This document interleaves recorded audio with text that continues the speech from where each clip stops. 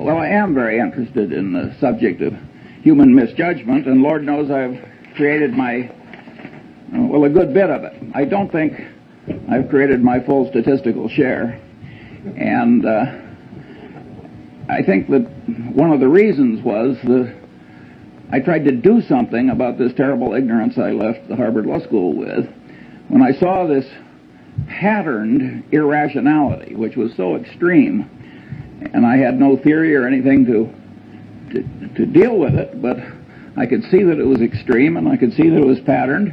I just started to create my own system of psychology, partly by casual reading, but largely from personal experience, and I used that pattern to help me get through life. Fairly late in life, I stumbled into this book, Influence, by a psychologist named Bob Cialdini, who became a super tenured hotshot on a 2,000-person faculty at a very young age. And he wrote this book, which has now sold 300,000 copies, which is remarkable for it's an academic book aimed at a popular audience. And that filled in a lot of holes in my crude system. And when those holes had filled in, I thought I had a system that was a good working tool, and I'd like to share that one with you. And I came here because behavioral economics, how could economics not be behavioral? If it isn't behavioral, what the hell is it? I think it's fairly clear that all reality has to respect all other reality. If you come to inconsistencies, they have to be resolved. And so the idea of, if there's anything valid in psychology, economics has to recognize it, and vice versa. So I think the people that are working on this fringe between economics and psychology are absolutely right to be there, and I think there's been plenty wrong over the years. Well, let me romp through as much of this list as I have time to get through. 24 standard causes of human misjudgment.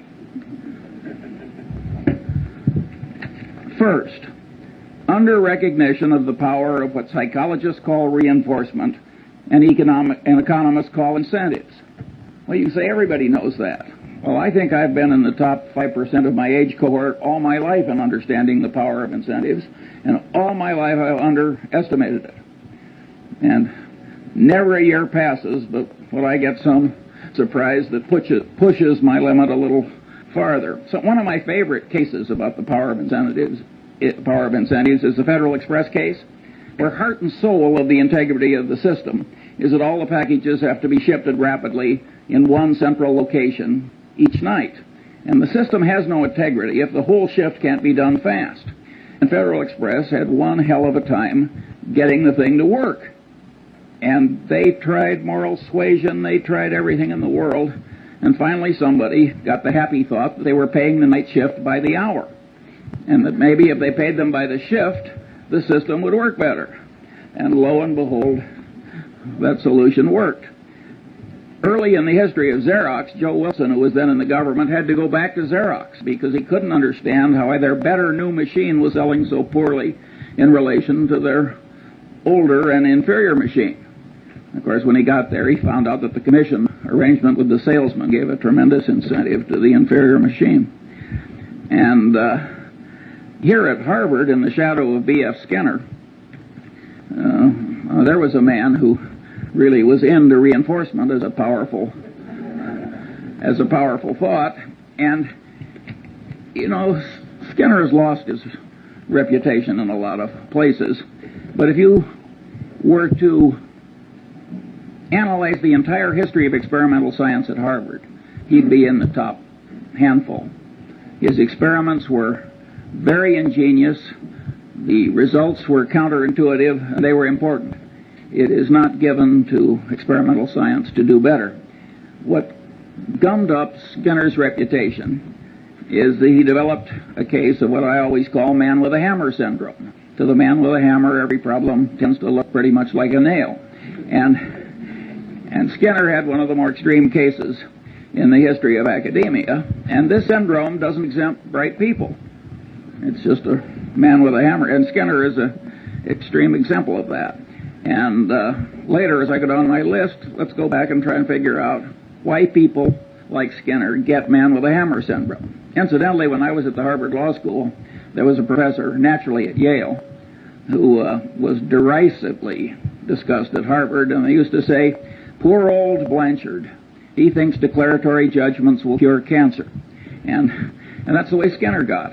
And not only that, he got he was literary. And he scorned opponents who had any different way of thinking or thought anything else was important. This is not a way to make a lasting reputation if the other people turn out to also be doing something important. My second factor is simple psychological denial. This first really hit me between the eyes when a friend of our family had a super athlete, super student son who flew off a carrier in the North Atlantic and never came back. And his mother, who was a very sane woman, just never believed he was dead. And, of course, if you turn on the television, you find the mothers of the most obvious criminals that man could ever diagnose, and they all think their sons are innocent. Simple psychological denial. The reality is too painful to bear, so you just distort it until it's bearable. We all do that to some extent, and it's a common psychological misjudgment that causes terrible problems. Third, incentive-caused bias, both in one's own mind and that of one's trusted advisor, where it creates what economists call agency costs. Here, my early experience was a doctor who sent bushel baskets full of normal gallbladders down to the pathology lab in a leading hospital in Lincoln, Nebraska. And with that quality control for which community hospitals are famous, about 5 years after he should have been removed from the staff, he was. And one of the old doctors who participated in the removal was also a family friend. And I asked him, I said, "Tell me, did he think here's a way for me to exercise my talents?" This guy was very skilled, technically, and make a high living by doing a few maimings and murders every year, along with some frauds. He said, "Hell no, Charlie." He thought that the gallbladder was the source of all medical evil, and that if you really loved your patients, you couldn't get that organ out rapidly enough. Now, that's an extreme case, but in lesser strength, it's present in every profession and in every human being. And it causes perfectly terrible behavior. If you take sales presentations of brokers of commercial real estate and businesses, I'm 70 years old. I've never seen one I thought was even within hailing distance of objective truth. And if you want to talk about the power of incentives and the power to rationalize terrible behavior, after the Defense Department had enough experience with cost-plus percentage of cost contracts, the reaction of our republic was to make it a crime for the federal government to write one. And not only a crime, but a felony. And by the way, the government's right.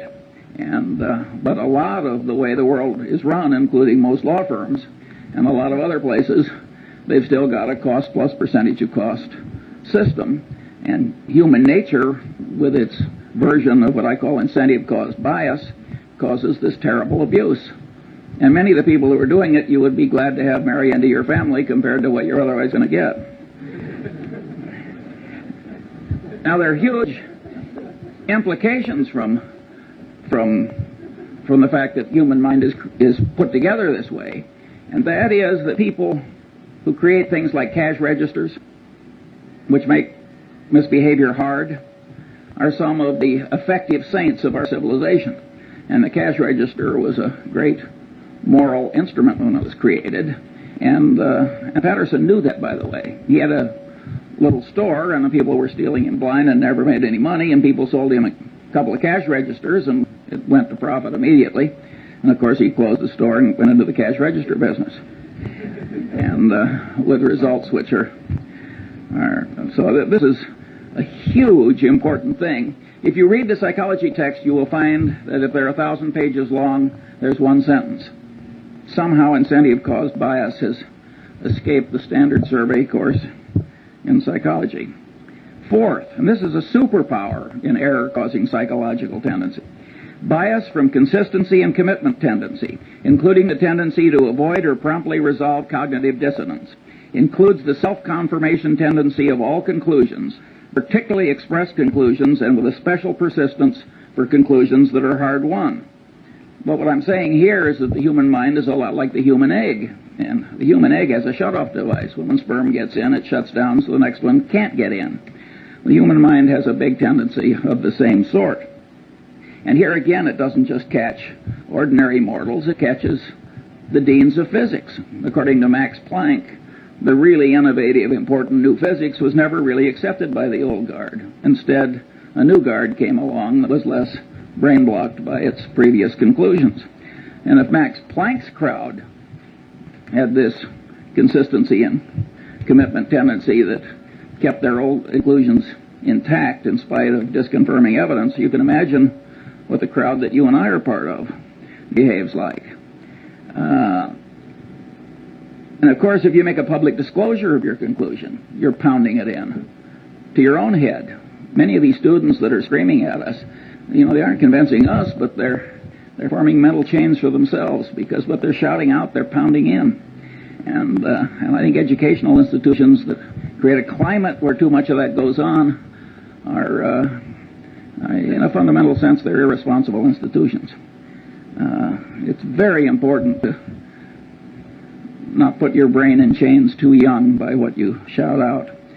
And all these things like painful qualifying and initiation rituals, and all those things pound in your commitments and your ideas.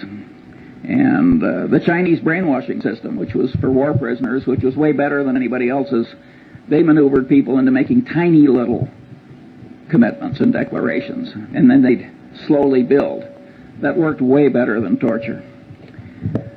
Sixth, bias from Pavlovian association, misconstruing past correlation as a reliable basis for decision making. I never took a course in psychology or economics either, for that matter, but I did learn about Pavlov in high school biology, and the way they taught it, so the dog salivated when the bell rang. So what? Nobody made the least effort to tie that to the wide world. Well, the truth of the matter is that Pavlovian association is an enormously powerful psychological force in the daily life of all of us. And indeed, in economics, we wouldn't have money without the role of so-called secondary reinforcement, which is a pure psychological phenomenon demonstrated in the laboratory. Practically, I'd say 3/4 of advertising works on pure Pavlov. I mean, think how pure association works. Take Coca-Cola Company, where we're the biggest shareholder. They want to be associated with every wonderful image. Heroics in the Olympics, wonderful music, you name it. They don't want to be associated with presidents' funerals and so forth. When have you seen a Coca-Cola ad? And the association really works. And all these psychological tendencies work largely or entirely on a subconscious level, which makes them very insidious. Then you've got Persian messenger syndrome. The Persians really did kill the messenger who brought the bad news. You think that is dead?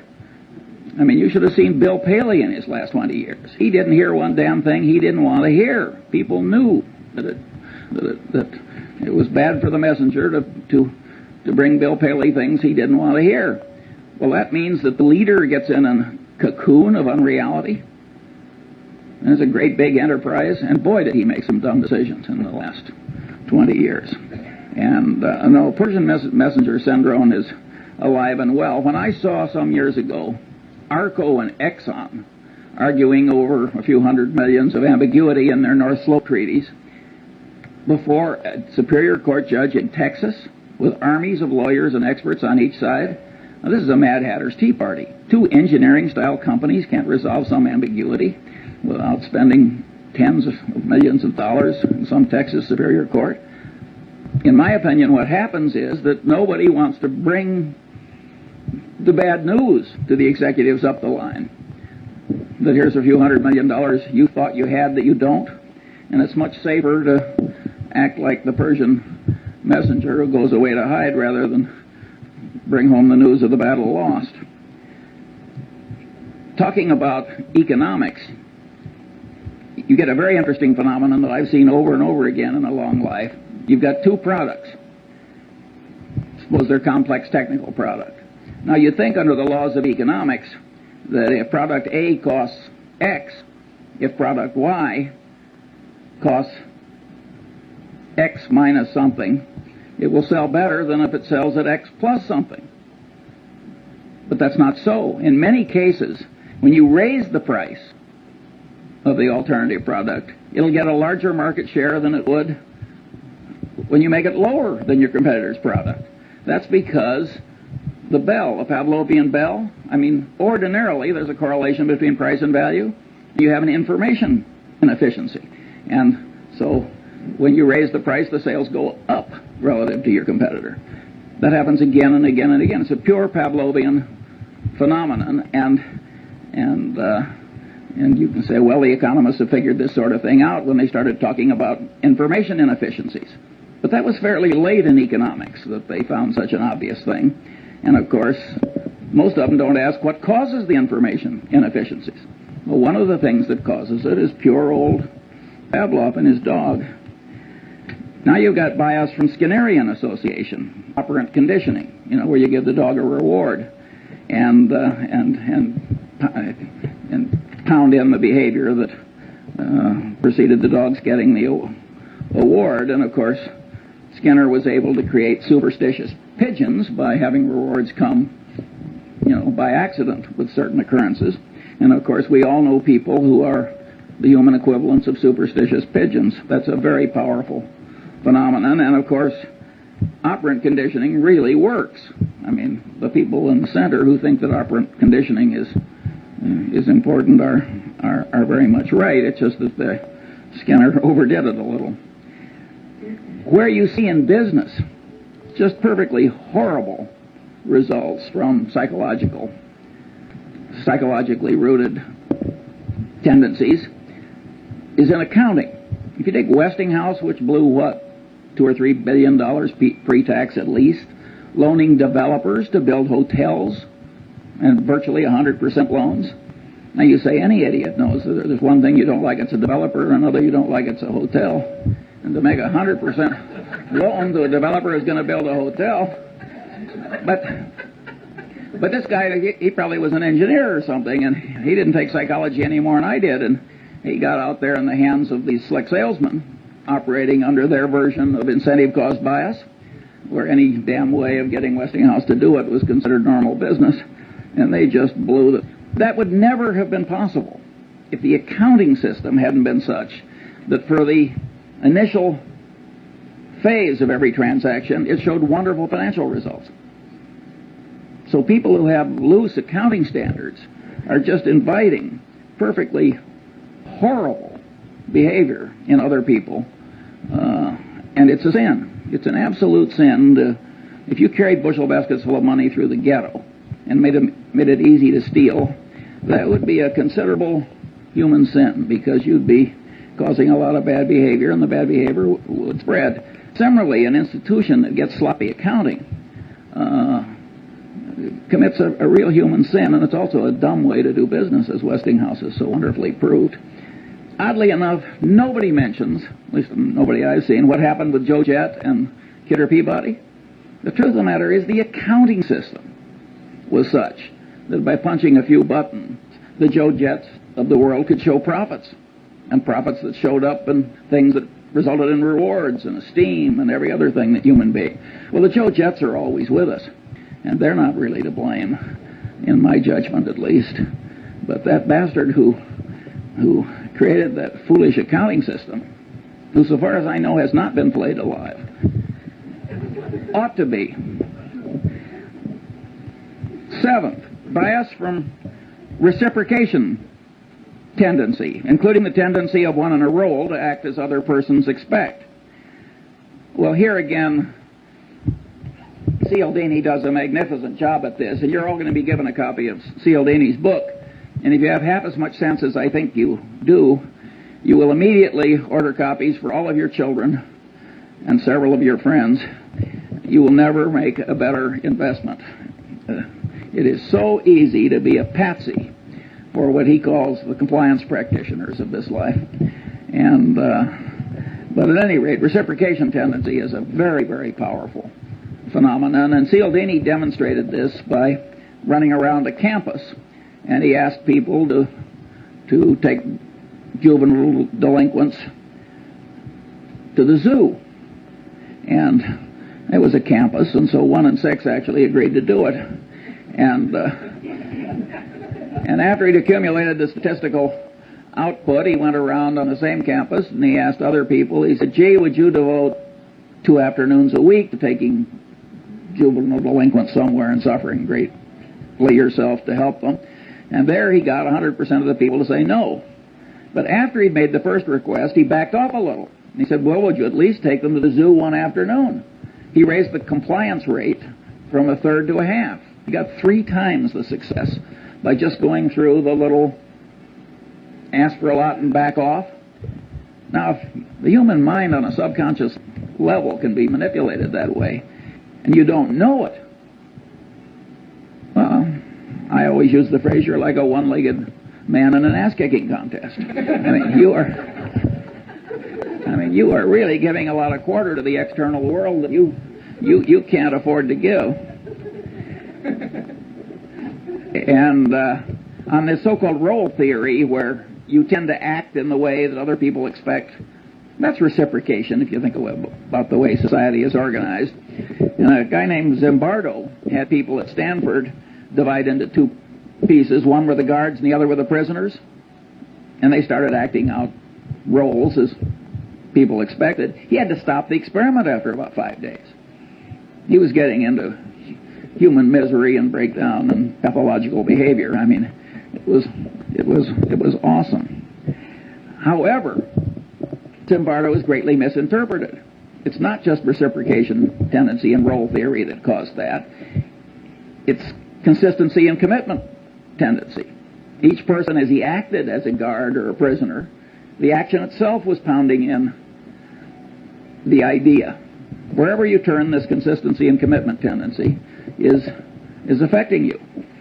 In other words, what you think may change what you do, but perhaps even more important, what you do will change what you think.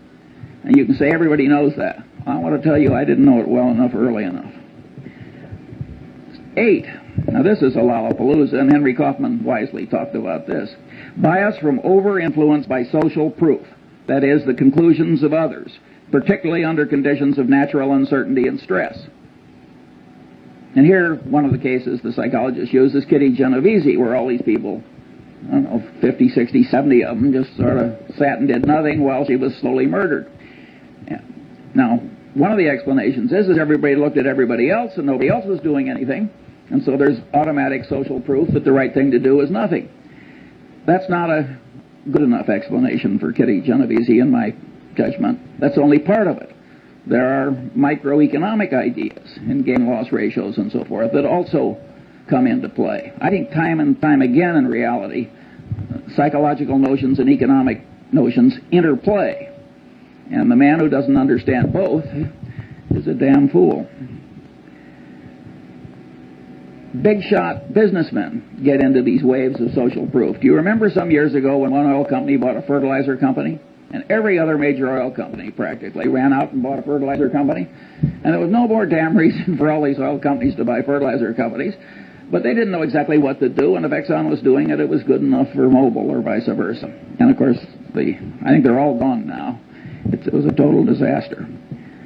Now let's talk about efficient market theory, a wonderful economic doctrine that had a long vogue in spite of the experience of Berkshire Hathaway. In fact, one of the economists who won, he shared a Nobel Prize. And as he looked at Berkshire Hathaway year after year, which people would throw in his face as saying maybe the market isn't quite as efficient as you think, he said, well, it's a 2 sigma event. And then he said we were a 3 sigma event. And then he said we were a 4 sigma event. And he finally got up to 6 sigmas. Better to add a sigma than change a theory just because the evidence comes in differently. And of course, when this share of a Nobel Prize went into money management himself, he sank like a stone. If you think about the doctrines I've talked about, namely, 1, the power of reinforcement. After all, you do something and the market goes up and you get paid and rewarded and applauded and what have you. You're getting a lot of reinforcement if you make a bet in a market and the market goes with you. Also, there's social proof. I mean, the prices in the market are the ultimate form of social proof, reflecting what other people think. And so the combination is very powerful. Why would you expect general market levels to always be totally efficient, say even in 1973-4 at the pit, or in 1972 or whatever it was when the Nifty 50 were in their heyday? If these psychological notions are correct, you would expect some waves of irrationality, which carry general levels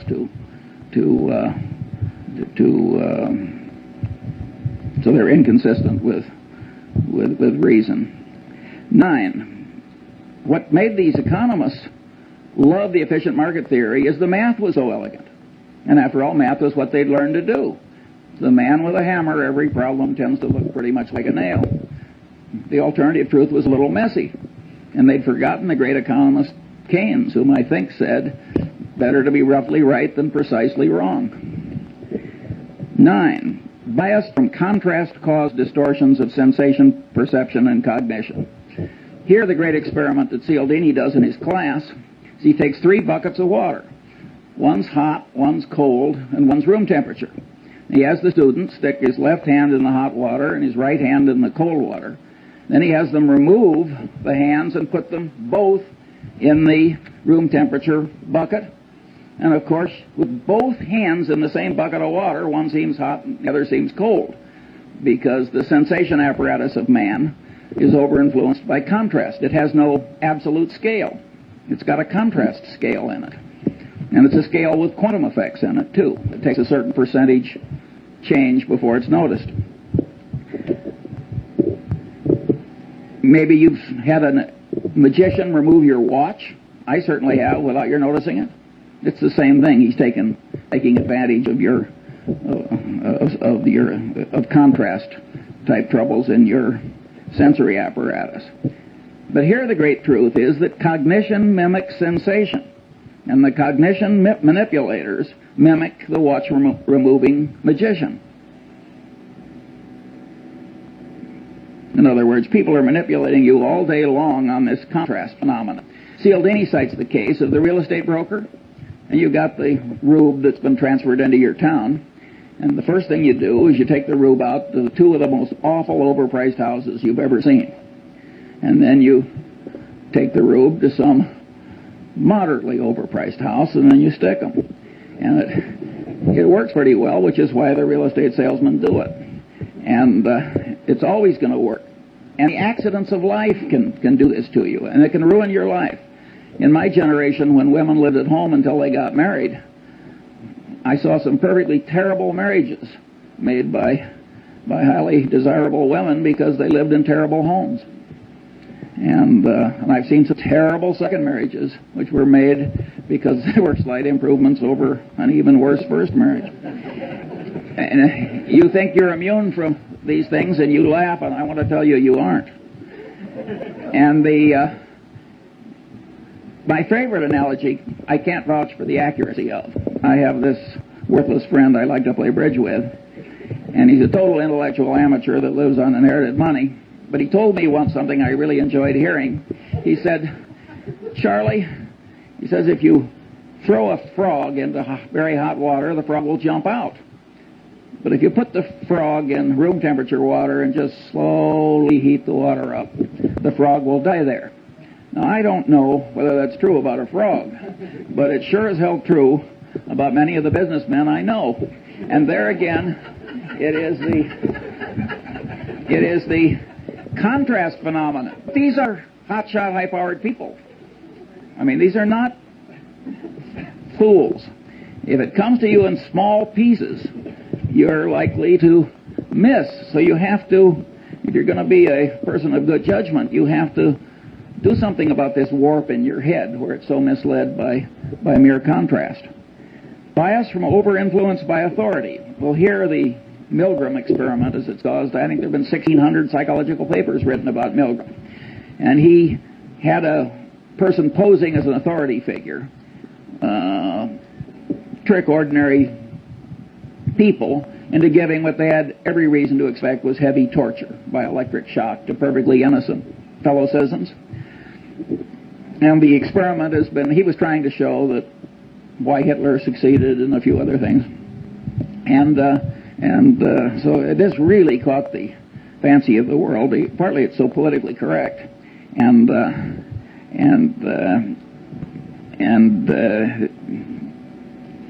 Over-influenced by authority has another you'll like this one. You got a pilot and a co-pilot. The pilot is the authority figure. They don't do this in airplanes, but they've done it in simulators. They have the pilot do something where the co-pilot, who's been trained in simulators a long time, he knows he's not to allow the plane to crash. They have the pilot to do something where an idiot co-pilot would know the plane was going to crash, but the pilot's doing it and the co-pilot is sitting there and the pilot is the authority figure. 25% of the time the plane crashes. I mean, this is a very powerful psychological tendency. It's not quite as powerful as some people think, and I'll get to that later. 11, bias from deprival superreaction syndrome, including bias caused by present or threatened scarcity, including threatened removal of something almost possessed but never possessed. Here I took the Munger dog. Lovely, harmless dog. The only way to get that dog to bite you was to try and take something out of its mouth after it was already there. And any of you who have tried to do takeaways in labor negotiations will know that the human version of that dog is there in all of us. And I had a predecessor on a little island where I have a house, and his next door neighbor put a little pine tree in that was about 3 feet high, and it turned his 180-degree view of the harbor into 179 3/4. Well, they had a blood feud like the Hatfields and McCoys, and it went on and on and on. And I mean, people are really crazy about minor decrements down. And then, if you act on them, you get into reciprocation tendency, because you don't just reciprocate affection, you reciprocate animosity, and the whole thing can escalate. And so, huge insanities can come from just subconsciously overweighing the importance of what you're losing or almost getting and not getting. And the extreme business case here was New Coke. Now, Coca-Cola has the most valuable trademark in the world. We're the major shareholder. I mean, I think we understand that trademark. Coke has armies of brilliant engineers, lawyers, psychologists, advertising executives, and so forth. And they had a trademark on a flavor, and they'd spent the better part of 100 years getting people to believe that trademark had all these intangible values too. And people associated it with a flavor. And so they were going to tell people not that it was improved, because you can't improve a flavor. If a flavor is a matter of taste, I mean, you may improve a detergent or something, but telling you're going to make a major change in a flavor. I mean, so they got this huge deprival superreaction syndrome. Pepsi was within weeks of coming out with Old Coke in a Pepsi bottle, which would have been the biggest fiasco in modern times. Perfect insanity. And by the way, both Goizueta and Keogh are just wonderful about it. I mean, they just joke. I mean, they don't. Keogh always says, I must have been away on vacation. He participated in every single... He's a wonderful guy. And by the way, Goizueta is a wonderful, smart guy, an engineer. Smart people make these terrible boners. How can you not understand deprival superreaction syndrome? But people do not react symmetrically to loss and gain. Now, maybe a great bridge player like Zeckhauser does, but that's a trained response. Ordinary people, subconsciously affected by their inborn tendencies. Bias from envy, jealousy. Well, envy, jealousy made what, 2 out of the 10 commandments? Those of you who have raised siblings, you know about or tried to run a law firm or investment bank or even a faculty. I've heard Warren say a half a dozen times, it's not greed that drives the world, but envy. Here again, you go through the psychology survey courses, And you go to the index, envy, jealousy, 1,000-page book. It's blank. There's some blind spots in academia, but it's an enormously powerful thing, and it operates to a considerable extent on a subconscious level. And anybody who doesn't understand it is taking on defects he shouldn't have. Bias from chemical dependency. Well, we don't have to talk about that. We've all seen so much of it, but it's interesting how it always causes moral breakdown if there's any need, and it always involves massive denial. See, it aggravates what we talked about earlier in the aviator case, the tendency to distort reality so that it's endurable. Bias from misgambling compulsion. Well, here Skinner made the only explanation you'll find in the standard psychology survey course. He, of course, created a variable reinforcement rate for his pigeons, his mice, and he found that would pound in the behavior better than any other reinforcement pattern. And he says, aha, I've explained why gambling is such a powerful, addictive force in a civilization. I think that is, to a very considerable extent, true. But being Skinner, he seemed to think that was the only explanation. But the truth of the matter is that the devisers of these modern machines and techniques know a lot of things that Skinner didn't know. For instance, a lottery. You have a lottery where you get your number by lot, and then somebody draws a number by lot. It gets lousy play. You get a lottery where people get to pick their number, get big play.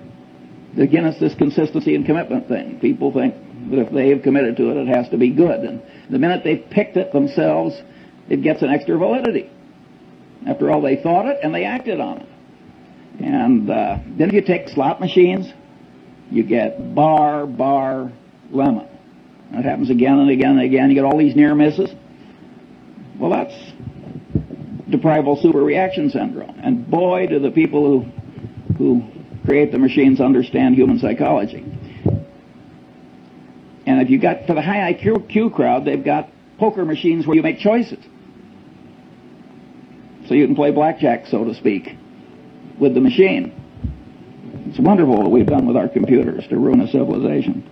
And but at any rate, misgambling compulsion is a very, very powerful and important thing. Look at what's happening to our country. Every Indian reservation, every river town, and look at the people who were ruined by it with the aid of their stockbrokers and others. And again, if you look in the standard textbook of psychology, you'll find practically nothing on it except maybe one sentence talking about Skinner's rats. That is not an adequate coverage of the subject. Bias from liking distortion, including the tendency to especially like oneself, one's own kind, and one's own idea structures, and the tendency to be especially susceptible to being misled by someone liked. Disliking distortion, bias from that. The reciprocal of liking distortion, and the tendency not to learn appropriately from someone disliked. Well, here again we've got hugely powerful tendencies, and if you look at the wars in part of the Harvard Law School as we sit here, you can see that very brilliant people get into this almost pathological behavior. And these are very, very powerful, basic subconscious psychological tendencies, or at least partly subconscious. Now let's get back to B.F. Skinner, man with a hammer syndrome revisited. Why is man with the hammer syndrome always present? Well, if you stop to think about it, it's incentive-caused bias. His professional reputation is all tied up with what he knows. He likes himself and he likes his own ideas, and he's expressed them to other people. Consistency and commitment tendency. I mean, you got 4 or 5 of these elementary psychological tendencies combining to create this man with a hammer syndrome. And once you realize that you can't really buy your thinking done, partly you can, but largely you can't in this world, you have learned a lesson that's very useful in life. George Bernard Shaw said, and had a character say in The Doctor's Dilemma, in the last analysis, every profession is a conspiracy against the laity. But he didn't have it quite right, because it isn't so much a conspiracy as it is a subconscious psychological tendency. The guy tells you what is good for him. He doesn't recognize that he's doing anything wrong any more than that doctor did when he was pulling out all those normal gallbladders. And he believes that his own idea structures will cure cancer. And he believes that the demons that he's the guardian against are the biggest demons and the most important ones. And in fact, they may be very small demons compared to the demons that you face. So you're getting your advice in this world from your paid advisor with this huge load of ghastly bias. And woe to you. There are only two ways to handle it. You can hire your advisor and then just apply a windage factor, like I used to do when I was a rifle shooter. I just adjust for so many miles an hour of wind. Or you can learn the basic elements of your advisor's trade. You don't have to learn very much, by the way, because you learn just a little, and then you can make him explain why he's right. And those two tendencies will take part of the warp out of the thinking you've tried to hire done. By and large, it works terribly. I have never seen a management consultant's report in my long life that didn't end with the following paragraph: what this situation really needs is more management consulting. Never once. I always turn to the last page. Of course, Berkshire Hathaway doesn't hire them, so I only do this on sort of a voyeuristic basis. Sometimes I'm in a non-profit where some idiot hires one.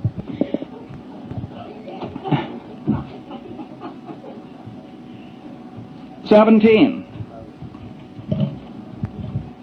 Bias from the non-mathematical nature of the human brain in its natural state, as it deals with probabilities employing crude heuristics, and is often misled by mere contrast, a tendency to overweigh conveniently available information, and other psychologically rooted misthinking tendencies on this list, when the brain should be using the simple probability mathematics of Fermat and Pascal, applied to all reasonably obtainable and correctly weighted items of information that are of value in predicting outcomes. The right way to think is the way Zeckhauser plays bridge. It's just that simple. And your brain doesn't naturally know how to think the way Zeckhauser knows how to play bridge.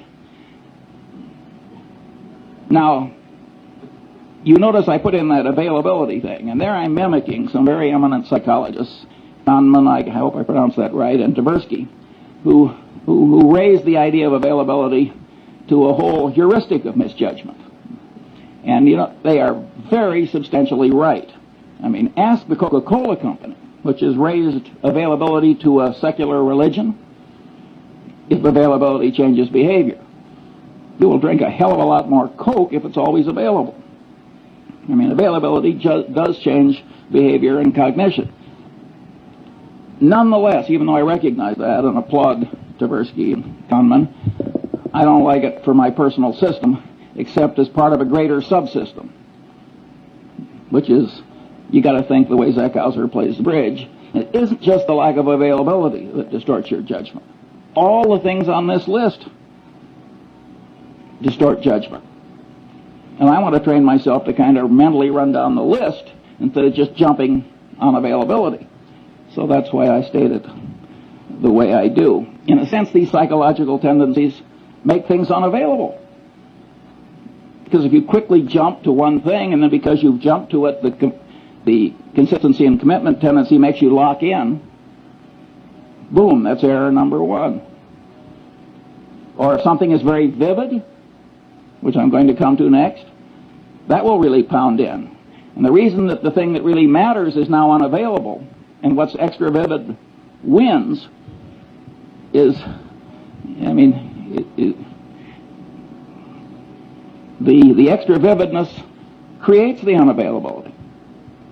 So I think it's much better to have a whole list of things that cause you to be less like Zeckhauser than it is just to jump on one factor. Here, I think we should discuss John Gutfriend. This is a very interesting human example which will be taught in every decent professional school for at least a full generation.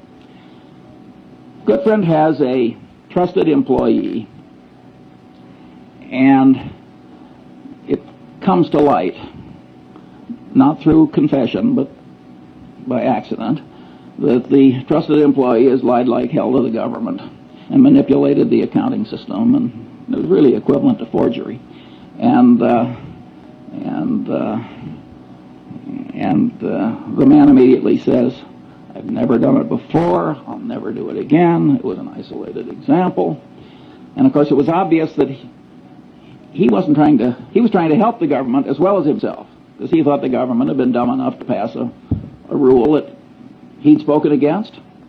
And after all, if a government's not going to pay attention to a bond trader at Solomon, what kind of a government can it be? But at any rate, and this guy has been part of a little clique that has made, way over $1 billion for Solomon in the very recent past. And it's a little handful of people. And so there are a lot of psychological forces at work. And you know the guy's wife, and he's right in front of you, and there's human sympathy, and he's sort of asking for your help, which is a form which encourages reciprocation, and there are all these psychological tendencies are working, plus the fact he's part of a group that will pay a lot of money for you. At any rate,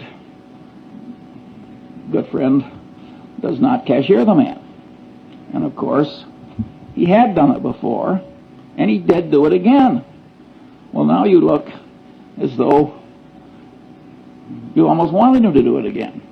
Or God knows what you look like, but it isn't good. And that simple decision destroyed John Goodfriend. And it's so easy to do. Now let's think it through like the bridge player, like Zeckhauser. You find an isolated example of a little old lady in the Seas Candy Company, one of our subsidiaries, getting into the till. And what does she say? "I never did it before. I'll never do it again. This is going to ruin my life. Please help me." And you know her children and her friends, and she's been around 30 years, and standing behind the candy counter with swollen ankles, and you're an old lady. Isn't that glorious a life? And you're rich and powerful, and there she is. "I never did it before. I'll never do it again." Well, how likely is it that she never did it before? If you're going to catch 10 embezzlements a year, what are the chances that any one of them, applying what Tversky and Kahneman call baseline information, will be somebody who only did it this once? And the people who have done it before and are going to do it again, what are they all going to say? Well, in the history of the Seas Candy Company, they always say, "I never did it before, and I'm never going to do it again." And we cashier them.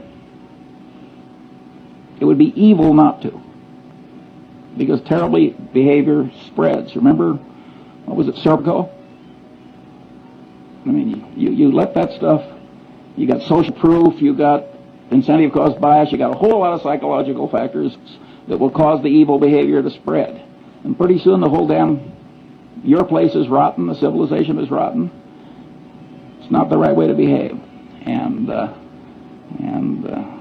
I will admit that when I knew the wife and children, I have paid severance pay when I fire somebody for taking a mistress on an extended foreign trip. It's not the adultery I mind, it's the embezzlement. But there, I wouldn't do it where Goodfriend did it, where they've been cheating somebody else on my behalf. There, I think you have to cashier. But if they're just stealing from you and you get rid of them, I don't think you need the last ounce of vengeance. In fact, I don't think you need any vengeance. I don't think vengeance is much good. Now we come biased from over-influenced by extra vivid evidence. Here's one that I'm at least $30 million poorer as I sit here giving this little talk, because I once bought 300 shares of a stock, and the guy called me back and said, "I've got 1,500 more." I said, "Will you hold it for 15 minutes while I think about it?" And the CEO of this company, I have seen a lot of vivid peculiarities in a long life, but this guy set a world record. I'm talking about the CEO, and I just misweighed it. The truth of the matter is his situation was foolproof. He was soon going to be dead. I turned down the extra 1,500 shares, and it's now cost me $30 million, and that's life in the big city. And it wasn't something where stock was generally available. And so it's very easy to misweigh the vivid evidence. And Goodfriend did that when he looked into the man's eyes and forgave the colleague. And 22, stress-induced mental changes, small and large, temporary and permanent.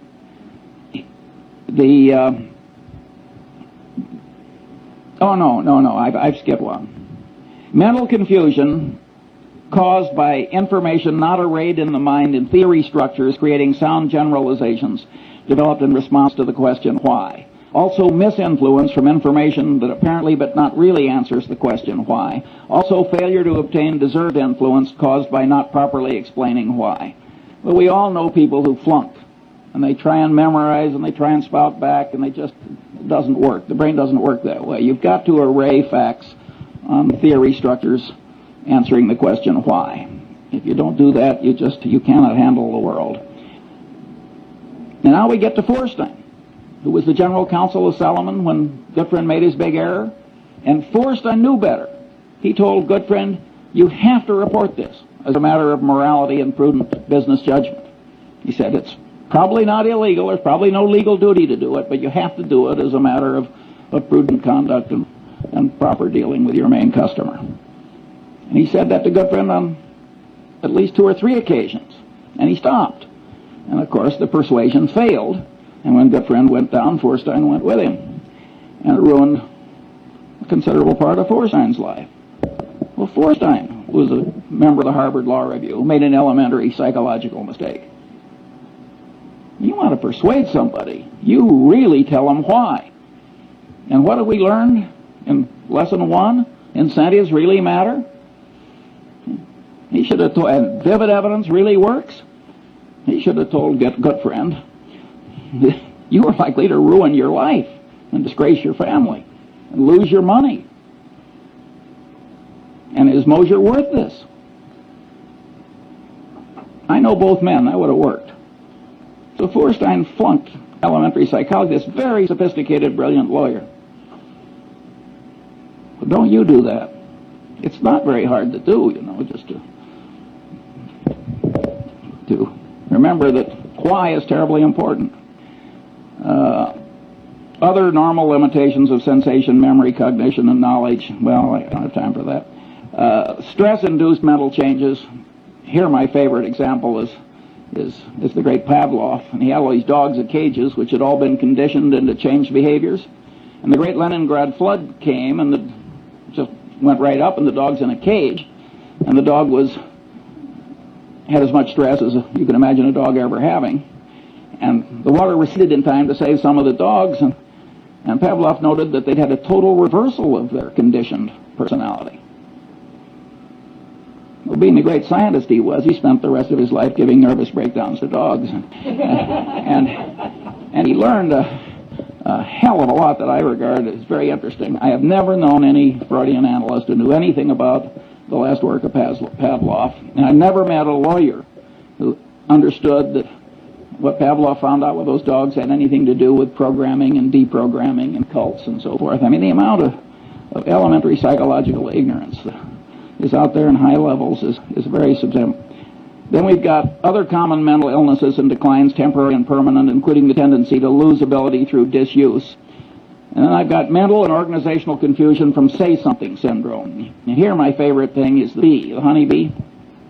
And the honeybee goes out and finds the nectar, and he comes back, he does a dance that communicates to the other bees where the nectar is, and they go out and get it. Well, some scientist who was clever, like B.F. Skinner, decided to do an experiment. He put the nectar straight up, way up. Well, in a natural setting, there is no nectar way the hell straight up. And the poor honeybee doesn't have a genetic program that is adequate to handle what he now has to communicate. And you'd think the honeybee would come back to the hive and slink into a corner. But he doesn't. He comes into the hive and does this incoherent dance. And all my life I've been dealing with the human equivalent of that honeybee.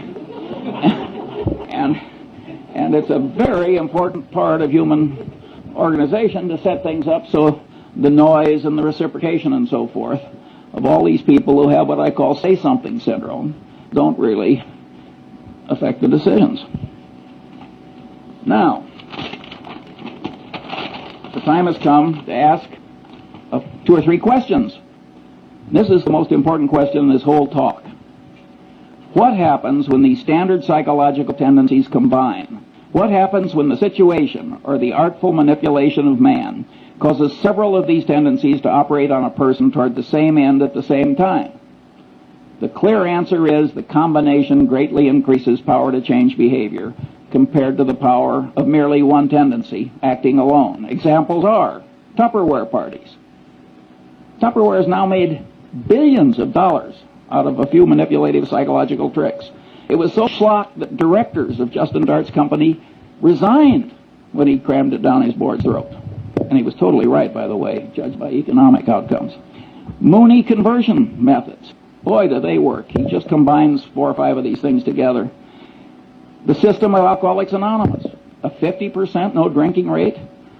Outcome when everything else fails. It's a very clever system that uses 4 or 5 psychological systems at once toward, I might say, a very good end. The Milgram experiment. See, Milgram, it's been widely interpreted as mere obedience. But the truth of the matter is that the experimenter who got the students to give the heavy shocks in Milgram, he explained why. It was a false explanation. We need this to look for scientific truth and so on. That greatly changed the behavior of the people. And number 2, he worked them up. Tiny shock, little larger. So commitment and consistency tendency and the contrast principle were both working in favor of this behavior. So again, it's 4 different psychological tendencies. That's when you get these Lollapalooza effects, you will almost always find 4 or 5 of these things working together. When I was young, there was a whodunit hero who always said, cherchez la femme. And what you should search for in life is the combination, because the combination is likely to do you in. Or if you're the inventor of Tupperware parties, it's likely to make you enormously rich if you can stand shaving when you do it. Then one of my favorite cases is the McDonnell-Douglas airliner evacuation disaster. The government requires that airliners pass a bunch of tests. One of them is evacuation. Get everybody out. I think it's 90 seconds or something like that. It's some short period of time. The government has rules, make it very realistic, so on and so on. You can't select nothing but 20-year-old athletes to evacuate your airliner. So McDonnell-Douglas schedules one of these things in a hangar, and they make the hangar dark, and the concrete floor is 25 feet down, and they got these little rubber chutes, and they got all these old people, and they ring the bell, and they all rush out, and in the morning, when the first test is done, they create, 20 terrible injuries that will go off to hospitals. And, of course, they scheduled another one for the afternoon. By the way, they didn't meet the time schedule either, in addition to causing all the injuries. Well, so what do? They do it again in the afternoon.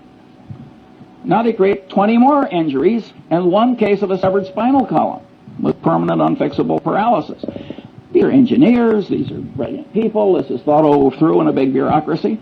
Again, it's a combination of a tendency. Authorities told you to do it. He told you to make it realistic. You've decided to do it. You've decided to do it twice. Incentive caused bias. If you pass, you save a lot of money. You've got to jump this hurdle before you can sell your new airliner. Again, 3, 4, 5 of these things work together, and it turns human brains into mush. And maybe you think this doesn't happen in picking investments? If so, you're living in a different world than I am. Finally, the open outcry auction. The open outcry auction is just made to turn the brain into mush. You get social proof, the other guy is bidding, you get reciprocation tendency, you get deprival superreaction syndrome, the thing is going away. I mean, it's just absolutely designed to manipulate people into idiotic behavior. Finally, the institution of the board of directors of a major human American company. Well, the top guy is sitting there, he's an authority figure. He's doing asinine things. You look around the board, nobody else is objecting. Social proof, it's okay. Reciprocation tendency, he's raising the director's fees every year.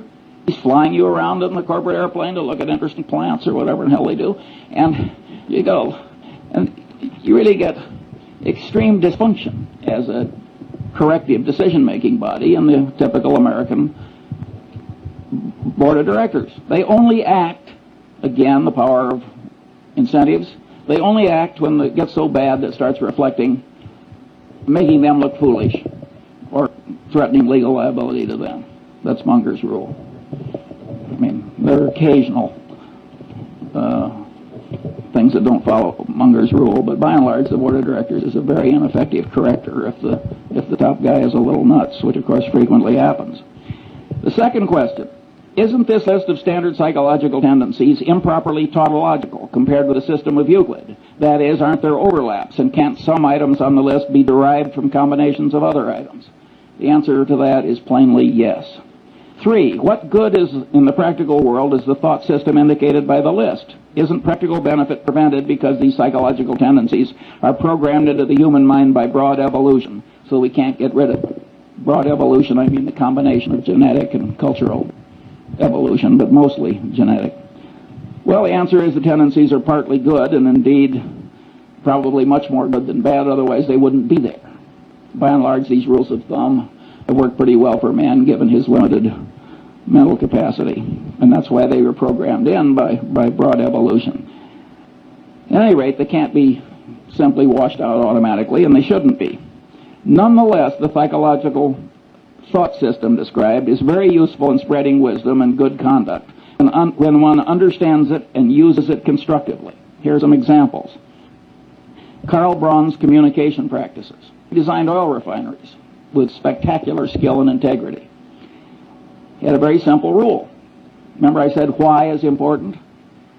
You got fired in the Braun Company. You had to have 5 W's. You had to tell who what you wanted to do, where and when, and you had to tell him why. And if you wrote a communication and left out the why, you got fired. Because Braun knew it's complicated building an oil refinery. And it can blow up, all kinds of things happen. And he knew that his communication system worked better if you always told him why. That's a simple discipline, and boy does it work. 2, the use of simulators in pilot training. Here again, abilities attenuate with disuse. Well, the simulator is God's gift because you can keep them fresh. The system of Alcoholics Anonymous. That's certainly a constructive use of somebody understanding psychological tendencies. I think they just blundered into it, as a matter of fact. So you can regard it as kind of an evolutionary outcome. But just because they blundered into it doesn't mean you can't invent its equivalent when you need it for a good purpose. Clinical training in medical schools. Here's a profoundly correct way of understanding psychology. The standard practice is watch one, do one, teach one.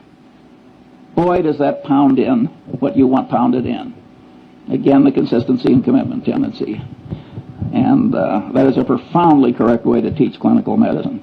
The rules of the U.S. Constitutional Convention. Totally secret, no vote until the final vote, then just one vote on the whole Constitution. Very clever psychological rules. And if they had a different procedure, everybody would have been pushed into a corner by his own pronouncements and his own oratory and his own, and no recorded votes until the last one.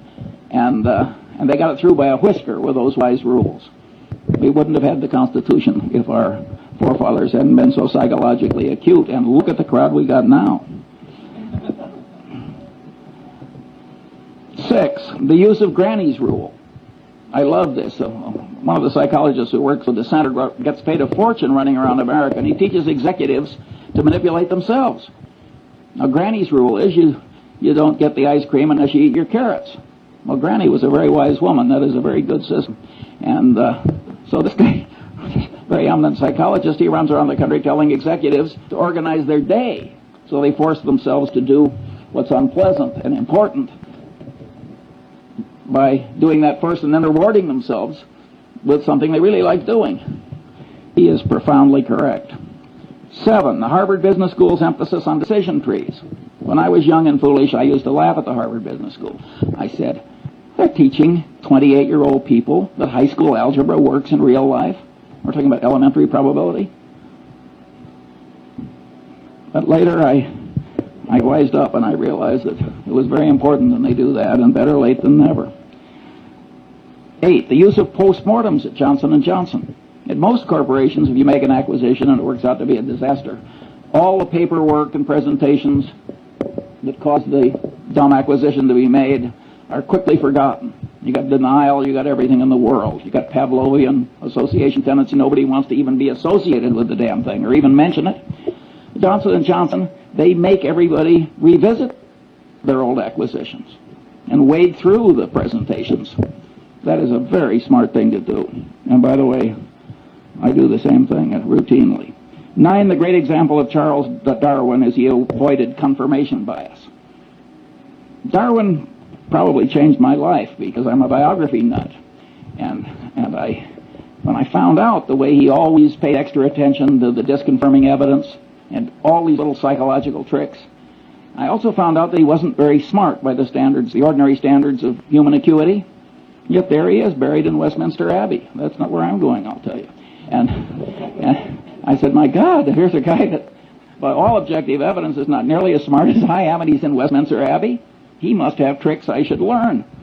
And I started wearing little hair shirts like Darwin to try and train myself out of these subconscious psychological tendencies that cause so many errors. It didn't work perfectly, as you can tell from listening to this talk, but it would have been even worse if I hadn't done what I did. And you can know these psychological tendencies and avoid being the patsy of all the people that are trying to manipulate you to your disadvantage, like Sam Walton. Sam Walton will let a purchasing agent take a handkerchief from a salesman. He knows how powerful the subconscious reciprocation tendency is.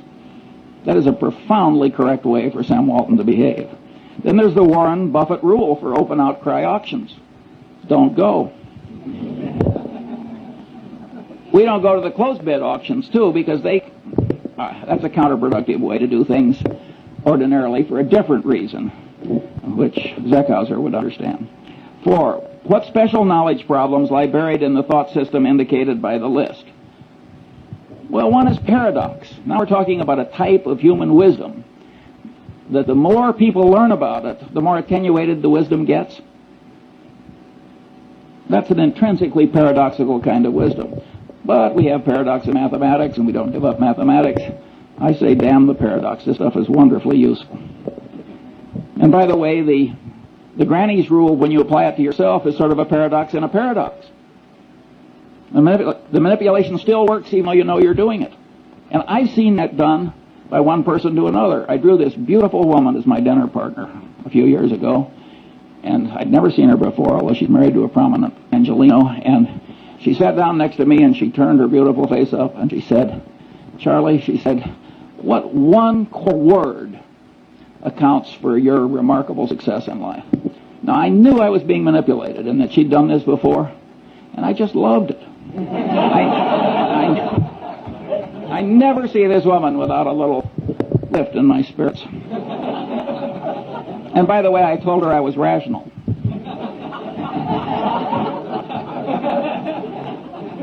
You'll have to judge yourself whether that's true. I may be demonstrating some psychological tendency I hadn't planned on demonstrating.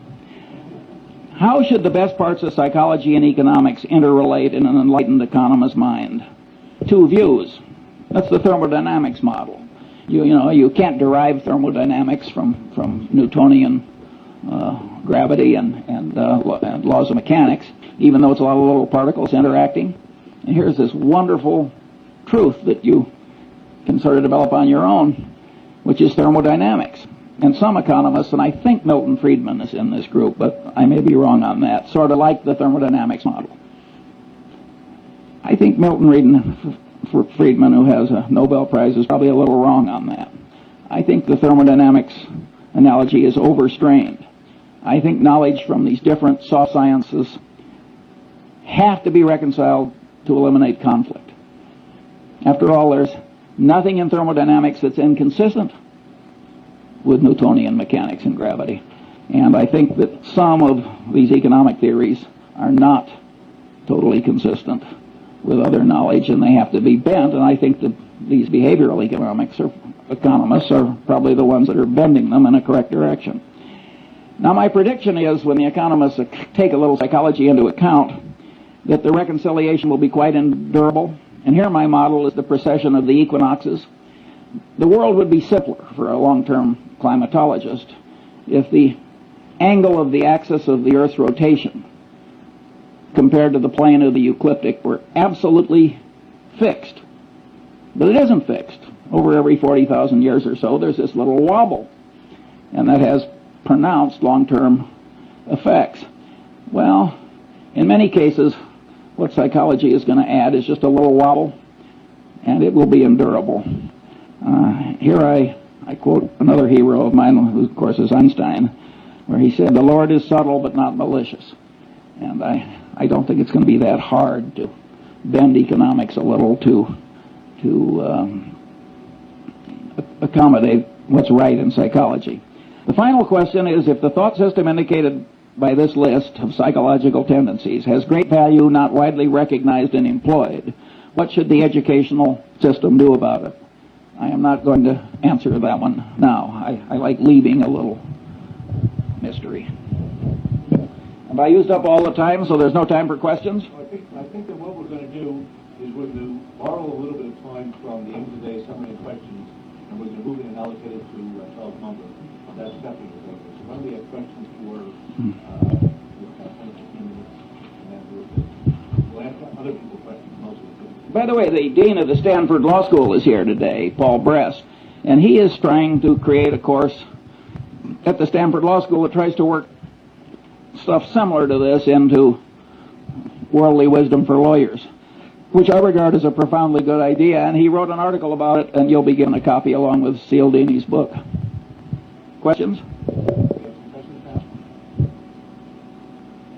Yeah. Would we be able to get a copy of that list? Yes. I presume there would be one curious man. And I have it, and I'll put it over there on the table, but don't take more than one because I didn't anticipate such a big crowd. And if we run short, I'm sure the center is up to making other copies. And yeah. Well, let me just ask one question. If I had listened to this talk, I might have thought that you were a psychologist. I can't hear you. If I had listened to this talk, I might have thought that Charles Munger was a psychology professor operating in a business school. Every once in a while, on a micro issue, you told us how you would have dealt with one of these issues, for example, with the unfortunate lady from Seas. But you didn't tell us how these tendencies affected you in what's probably the most important, or one of the most important elements of your success, which was deciding where to invest your money. And I'm wondering if you might relate some of these principles to some of your past decisions that way. Well, of course, an investment decision in the common stock of a company frequently involves a whole lot of factors interacting. Usually, of course, there's one big, simple model. And a lot of those models are microeconomic. And I have a little list of, it wouldn't be nearly 24 of those, but I don't have time for that one. And I don't have too much interest in teaching other people how to get rich. My personal, and that isn't because I fear the competition or anything like that. Warren has always been very open about what he's learned, and I share that ethos. My personal behavior model is Lord Keynes. I wanted to get rich so I could be independent, and so I could do other things like give talks on the intersection of psychology and economics. I didn't want to turn it into a total obsession. Yeah. Out of those 24, could you tell us the one rule that's most important? I would say the one thing that causes the most trouble is when you combine a bunch of these together, you get this Lollapalooza effect. And if you read the psychology textbooks, they don't discuss how these things combine, at least not very much. Do they multiply? Do they add? How does it work? I think it would be just an automatic subject for research, but it doesn't seem to turn the psychology establishment on.